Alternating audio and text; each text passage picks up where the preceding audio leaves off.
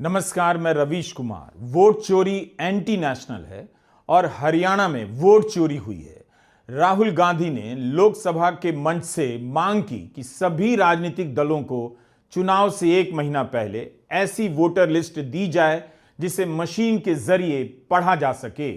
Give machine readable voter lists to all political parties 1 month before the election. अगर अपनी मर्यादा और गरिमा की फिक्र चुनाव आयोग कर रहा है तो उसे लोकसभा में सांसदों की बातों को ध्यान से सुनना चाहिए और उन भाषणों में अपनी करतूतों का ईमानदार विश्लेषण करना चाहिए कि क्या अब उसके इस्तेमाल से भारत के लोकतंत्र का गला घोंटा जा रहा है। आयोग पर आरोप तो लगे, लेकिन आयोग को अब जवाब भी देना चाहिए। आजाद देश ने इस संस्था से लोकतंत्र के भविष्य के लिए जो सपने देखे वो आज सपने बिखर गए हैं। सड़क से लेकर संसद तक चुनाव आयोग की निष्पक्षता पर सवाल उठ रहे हैं। 28 मिनट के भाषण में राहुल गांधी ने लोकसभा में बैठे गृह मंत्री अमित शाह के सामने वोट चोरी के दावों को दोहराया ही, बल्कि उन्हें भी कह दिया कि अमित शाह आसमान की तरफ देख रहे हैं। No prime minister has done this in the history of India. In December 2023, this government changed the law. They changed the law to make sure that no election commissioner could be punished for any action they take while they are election commissioner. Yes. Immunity. Why would the Prime Minister and Home Minister give this gift of immunity to the election commissioner? Why would they need to give this tremendous gift that no Prime Minister has given ever before to the election commissioner? Yes. Mr. Shah is looking into the ceiling. Maybe he will answer this question when he speaks. Rahul Gandhi ने गांधी की हत्या का उदाहरण देते हुए बताना शुरू किया कि उनकी हत्या के बाद उनके सपनों का भारत कुचलने के लिए आजाद भारत की सभी संस्थाओं पर कैप्चर करने की प्रक्रिया शुरू की जाती है। जब आरएसएस के बारे में राहुल बोल रहे थे तब उनका विरोध किया जाने लगा, मगर राहुल अपनी बात पर अड़े रहे कि वे अपना भाषण इसी तरह फ्रेम कर रहे हैं और दिखाना चाहते हैं कि संस्थाओं के कब्जे की शुरुआत कहां से होती है और कहां पहुंच चुकी है। इसी कड़ी में राहुल गांधी ने शिक्षा के क्षेत्र में आरएसएस के कैप्चर का उदाहरण देना शुरू किया कि यूनिवर्सिटी में संघ के लोगों को प्रोफेसर से लेकर वाइस चांसलर बनाया जा रहा है, बगैर योग्यता के केवल निष्ठा के आधार पर उनकी नियुक्ति हो रही है। और इसी प्रक्रिया के तहत चुनाव आयोग जैसी संस्थाओं को भी कैप्चर कर लिया गया है। I am talking about the subject. In order to capture the vote, you have to capture institutions. I am saying that institutions of India are captured, and I will come to the point, which is election commission is captured. So, the project of the RSS was to capture the institutional framework of the country, and I said how the education system has been captured. Vice Chancellor after Vice Chancellor after Vice Chancellor is placed not on merit, not on capability, not on scientific temper, but on the fact that he belongs to a particular organization. Rahul Gandhi ने कहा कि आखिर क्यों मोदी और शाह चाहते हैं कि उनका ही आदमी चुनाव आयोग का प्रमुख बने। क्यों आयुक्तों का चुनाव करने वाली चयन समिति में सरकार की ही आवाज भारी पड़ती है। अपना आदमी को आयुक्त बनाने के पीछे का इरादा क्या हो सकता है। Why is it that the CJI was removed from the selection panel of the election commissioner? What motivation could there be to remove the CJI? Do we not believe in the CJI? Of course we believe in the CJI. Why is he not in that room? I sit in that room. It is so-called a democratic decision. On one side, Prime Minister Narendra Modi and Mr. Amit Shah. On the other side, the leader of the opposition. I have no voice in that room. What they decide is what happens. So the first question, why is the Prime Minister and Amit Shah so keen on choosing exactly who the election commissioner is going to be? Amit Shah के सामने राहुल गांधी ने कहा कि आज CBI, intelligence agency, income tax पर कब्जा हो गया है और इन एजेंसियों के जरिए विपक्ष को टारगेट किया जाता है। राहुल उस फ्रेमवर्क को समझा रहे थे कि बात केवल चुनाव आयोग तक सीमित नहीं है।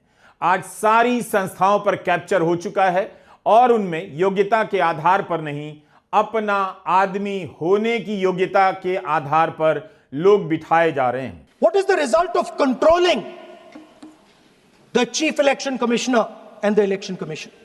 First of all, we have a set of election campaigns that are tailored for the Prime Minister. 3-month, 4-month, 5-month long campaigns are taking place so that the Prime Minister's schedule can be fitted in.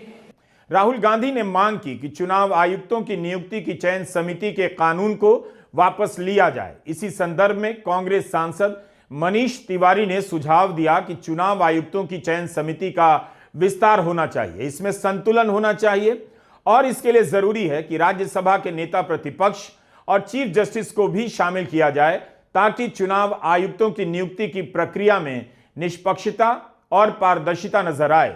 हमने मनीष तिवारी और अखिलेश यादव के भाषणों पर अलग से video बनाया है, उम्मीद है आप उस वीडियो को भी देखना चाहेंगे। राहुल गांधी ने 2 और सवाल पूछे। सीसीटीवी फुटेज नष्ट करने के लिए कानून क्यों लाया गया? इसके पीछे इरादा क्या था? क्या वोट चोरी का मकसद नहीं था? चुनाव आयुक्तों को मुकदमों से बचाने के लिए कानून क्यों लाया गया और नियुक्ति की समिति से चीफ जस्टिस को क्यों हटाया गया?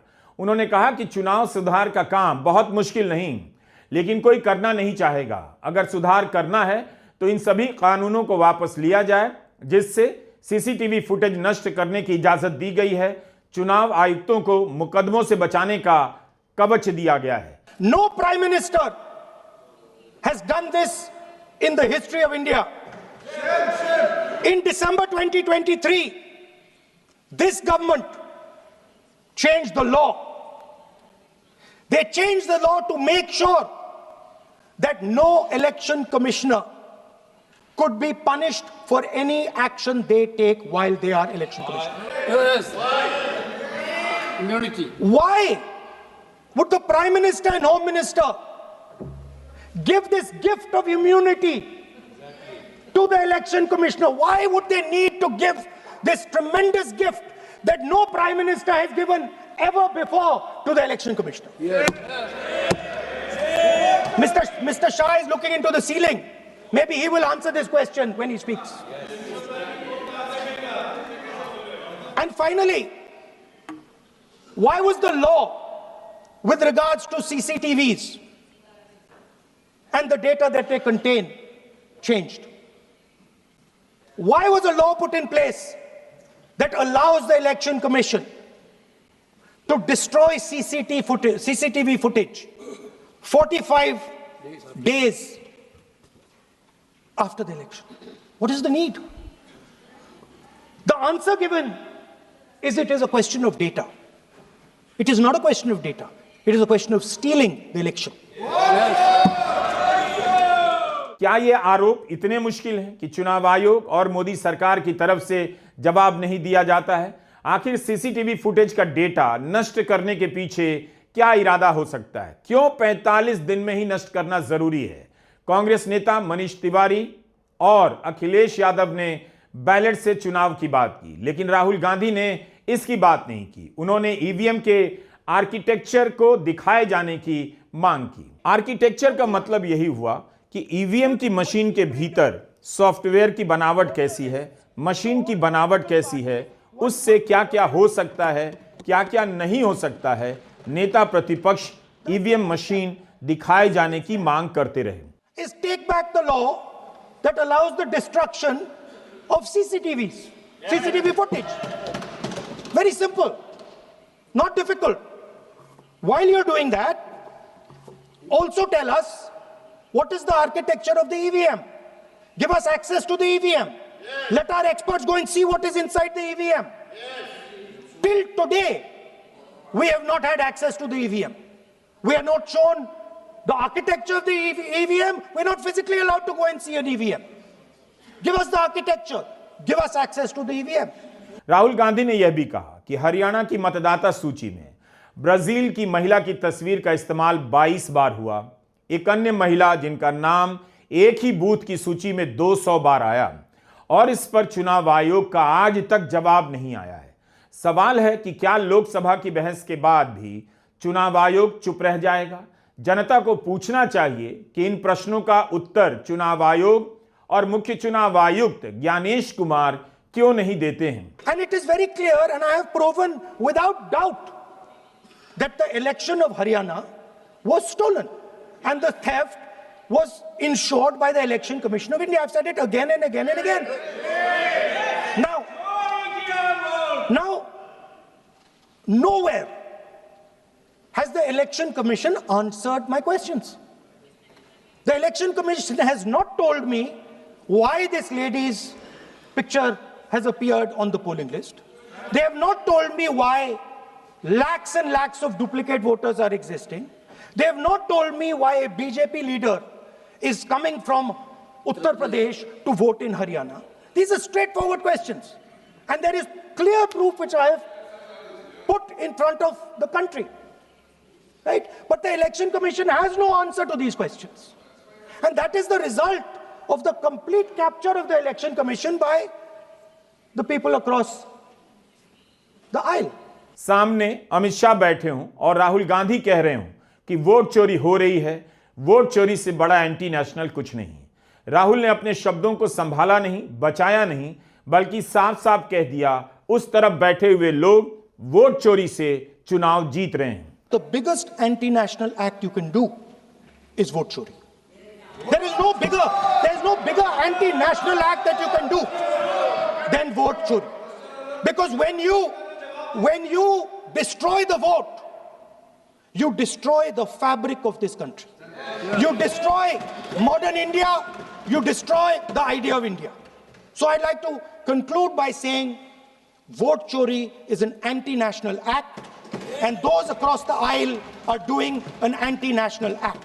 राहुल गांधी ने खादी की मिसाल दी, असम के गमछे की मिसाल दी, साड़ियों की मिसाल दी, कहा कि हर कपड़े में हजारों धागे होते हैं, कोई भी कपड़ा या साड़ी किसी एक धागे पर निर्भर नहीं, हर धागे का रोल और मोल बराबर है, सब धागा बराबर होता है, तभी जाकर कपड़ा सुंदर बनता है। आरएसएस इसमें यकीन नहीं करता, वह सभी धागों को बराबर नहीं मानता। Our nation is also a fabric.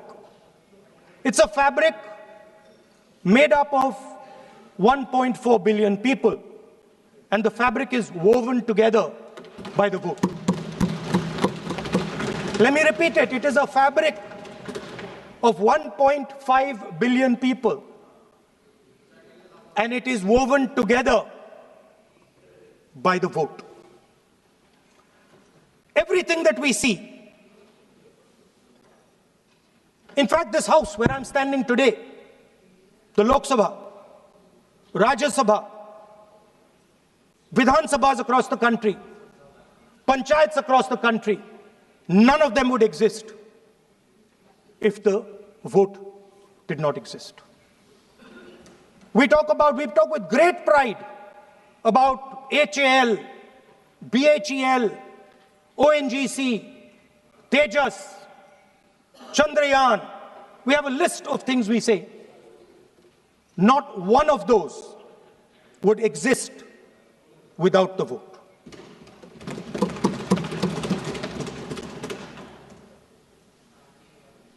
Speaker, sir,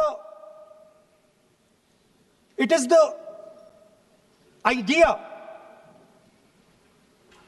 that every thread, every person in the Union of India is equal that disturbs my friends in the RSS. They are happy to see the fabric, but they cannot stand the idea that every single person in the fabric of our country, regardless of what religion they come from, regardless of what community they come from, regardless of what language they speak, should be equal. Because they fundamentally do not believe in equality. They believe in a hierarchy, and they believe that they should be on top of that hierarchy. वे इन उदाहरणों से यही बता रहे थे कि इसी तरह से लोकतंत्र में भारत ने जो भी हासिल किया है वो इस एक वोट से किया है और हर वोट बराबर होता है। लेकिन अब बराबर नहीं रहा क्योंकि कुछ वोटों की चोरी हो रही है। क्या सरकार राहुल गांधी के आरोपों का सीधा सीधा जवाब देगी? क्या लोकसभा में उठाने के बाद मुख्य चुनाव आयुक्त ज्ञानेश कुमार जवाब देंगे? क्या ज्ञानेश कुमार इन सवालों के जवाब ही नहीं देंगे? कभी नहीं देंगे। लोकसभा में जो बातें कही गई हैं, क्या चुनाव आयोग की, चुनाव आयुक्तों की कोई नैतिक जिम्मेदारी नहीं बनती कि वे देश के सामने अपना पक्ष भी रखें? And I want to assure the election commissioner that they might be under the impression that this law lets them get away with it. Let me remind them, don't worry, we are going to change the law and we are going to change it retroactively and we are going to come and find you. आज के चुनाव आयोग की भूमिका इतिहास में कैसे लिखी जाएगी? ज्ञानेश कुमार का नाम इतिहास में कैसे लिखा जाएगा? सवाल यह नहीं कि ज्ञानेश कुमार किस इतिहास में अपना नाम दर्ज कराना चाहते हैं, भारत के लोकतंत्र के स्वर्णिम इतिहास के किताब में या बीजेपी के इतिहास के किताब में। उनकी संस्था पर आरोप लगे हैं कि आयोग बीजेपी को चुनाव जिताने के लिए काम करने लगा है। ज्ञानेश कुमार को अगर इन बातों से फर्क नहीं पड़ता तो अगली चर्चा इस सवाल पर की जानी चाहिए कि भारत में संसद का क्या भविष्य बचा रह गया है। नमस्कार, मैं रवीश कुमार।